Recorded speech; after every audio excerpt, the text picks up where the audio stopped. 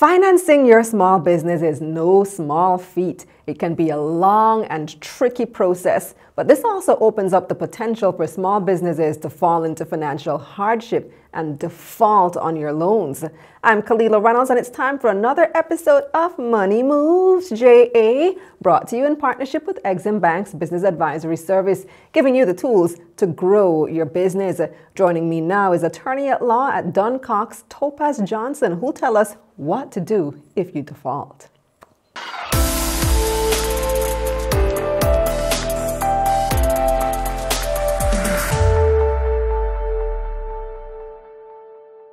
Hi, Topaz. How are you doing?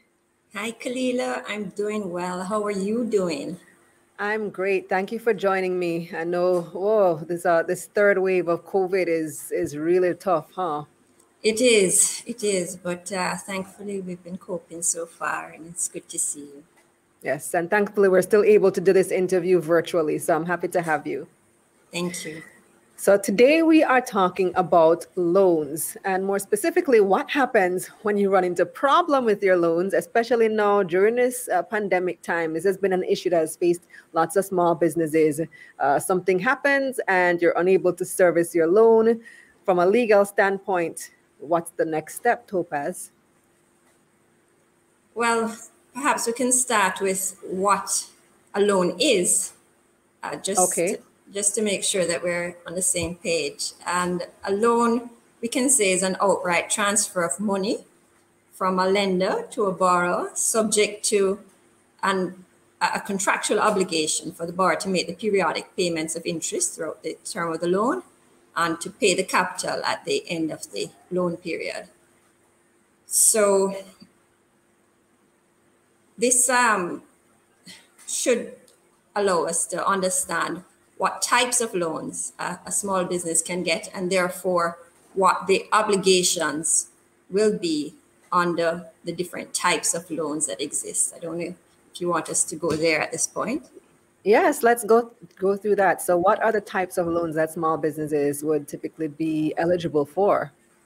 We can put it into three categories. We can say that we have term loans, revolving loans, and demand facilities. Term loans are made for a period of time, and that's what we call a term. And the term is defined by the contract. So it's very important to understand that loans are governed by contracts between the borrower and the lenders. In the term loan, early repayment as demanded by the lender or offered by the borrower is permissible only under the contractual provisions. So term loans are most appropriately used for longer term periods. Revolving facilities are those that allow the borrower to repay either in part or the entire loan and require the lender to advance the funds again. And demand facilities we usually think of in terms of overdraft being the most popular example. They don't have fixed times for repayment, and a loan can be determined or demanded by a lender without notice. So those are good things to know when you're going into it. You definitely want to be aware of the different types of loans that are out there and which one is most suitable for your needs. When it comes to interest rates as well, you have fixed and you have variable interest rates. Is there a preference? Is anyone better, Topaz? Again, it depends on the business, because a fixed term interest rate may be better for certain types of purposes, while a variable interest rate may be better. And it also depends on economic conditions, because it depends on your expectations as to what interest rates will be over a period of time. So you have to pay attention to the market, pay attention to what's going on. Absolutely. All right. So what constitutes a default on a loan now? You just miss a payment and that's considered a default? Very interesting. I hate to give you a long answer to your question, but for a default, we have to understand that we're not just talking about payments. A default can be defined as a breach of any covenant of the loan agreement. And it can even be inclusive of circumstances that may adversely affect the feasibility of the loan from the lender's perspective. So a borrower breaches or defaults on a loan contract when, without having a lawful excuse to do so, it fails or refuses to perform the obligations under the contract, or it performs them imperfectly. And this can be any of those covenants. So when I talk about any of these covenants, we could spend all morning talking about what types of covenants there could be, but we could put them into 4 pretty neat categories for standard loan contracts. We can talk about the condition of the borrower being one of the elements of the loan agreement. When we talk about condition, is the company registered? Is it in good standing with the company's office? Is it meeting its financial ratios? A second category is the feasibility of the loan. Has there been an adverse change in the circumstances which will negatively impact the borrower so that it becomes difficult to meet its financial obligations? A third category, that's where we talk about things like the negative pledge and pari passu clause, and those really just have to deal with how one lender is assessed against another. And lastly, I'll mention the performance, which is where the payments come in.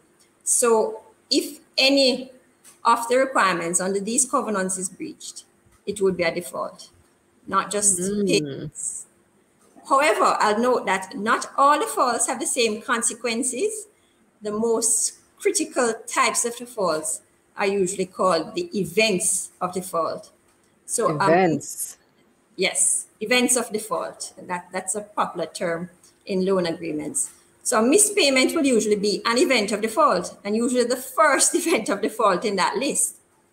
But let me quickly add that sometimes exceptions can be negotiated by the borrower, such as for a late payment, which occurs merely because there's a technical or administrative error, and not because they can't make the payment. So if you do miss a payment, it doesn't automatically ensue that it is a default and the lender takes action against you. What should you do? Well, it depends on what is said in the contract, because yes, it can be one missed payment that constitutes an event of default. But again, the loan agreement may have been negotiated so that it adds some flexibility, and the number of days after which the non-payment is not made may be increased and may mean that there is not an event of default. But if it is that you have, in fact, exhausted all that is allowable in the loan contract, we can say that there are perhaps 2 main things that you should do. Firstly, it would seem best to have a candid conversation with the lender to explain the circumstances and negotiate a proposal for the restructuring of the debt. And the restructuring of the debt is what will allow, for instance, for a longer period to pay, being just one of the terms that can be adjusted. But second, I can't not mention, without getting into the technical details, that if a borrower is facing insolvency or is in fact insolvent, it can make a formal proposal under Jamaica's Insolvency Act, and doing so could allow it to benefit from some of the provisions, including perhaps a temporary stay of proceedings that would otherwise be available to the creditors, and importantly, getting technical assistance from a licensed insolvency practitioner called a trustee in formulating the proposal to present to the creditors. But I'll acknowledge quickly that the Insolvency Act is a fairly complex piece of legislation, but it may be worthwhile for a borrower in this situation to seek some advice to see whether it should take advantage of the provisions and how it does so, because it can be a very useful piece of legislation for borrowers. I see. I see. So, what are some of the consequences if one does end up defaulting on a loan, unfortunately? Well, the loan contract may stipulate that if an event of default occurs, the lender can do one of three things. It can cancel the commitment if there are further advances to be made under that contract. It can declare that funds advanced are immediately repayable with interest, or it can declare that the funds are repayable on demand. But if the loan is a secured loan, the lender also has rights to take steps to enforce the security. Generally, however, the lender does have to send a notice of intention to enforce the security to the borrower. And by that you mean if you use some property or a motor vehicle or some asset to secure the loan, they would seize that asset? Well, that's one of the options, but it really depends on the type of security that the borrower has given and this type of security interest in law that the lender has. So let's use some examples. If the lender has a debenture that is charging all the assets of the borrower, that's a popular security instrument, it can appoint a receiver of those assets.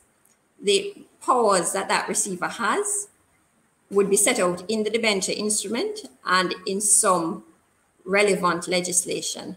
Of course, the objective of the receiver would be to use the assets to provide money to repay the loan and the interest and other costs that are incurred in the process. So that's a debenture. Under a mortgage, one enforcement option a lender has is the power of sale. And this allows the lender to contract directly with a purchaser of the property and sell that property to the purchaser. So it really is dependent on the type of security that we're talking about. So finally, what can businesses do to ensure that they don't end up in this position in the first place? No, that's a great question. I can give you 3 tips. Firstly, I would say it starts with the negotiation of the original loan contract with the lender. Ensure that the terms of the contract are suitable for the business and the purpose of the loan. There are some clauses in typical loan agreements that can be made at least a little more flexible through negotiation. It usually helps to have experienced professionals involved in the negotiation process. Now, I just say that because what I found is that some business owners don't realize that lenders don't have a general obligation to them to advise them on the viability of the lending transaction from the borrower's perspective. Secondly, the borrower should remain conscious of and monitor what is expected of it under the loan agreement. And thirdly, if the performance of the obligations under the loan contract are in jeopardy, seek to have early candid discussions with the lender with a view to negotiating a restructuring before an event of default is committed.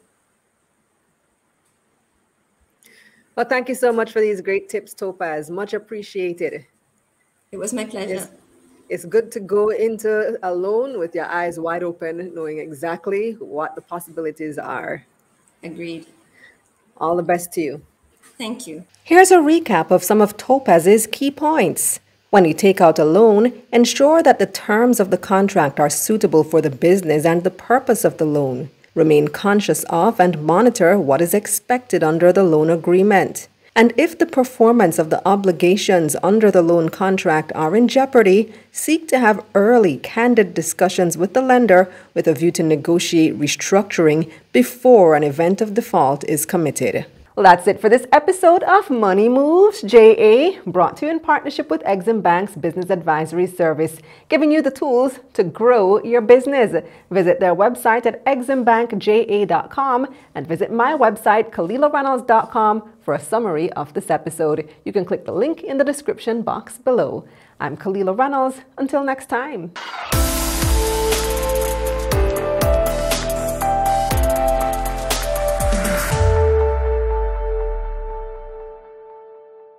Let's get this money.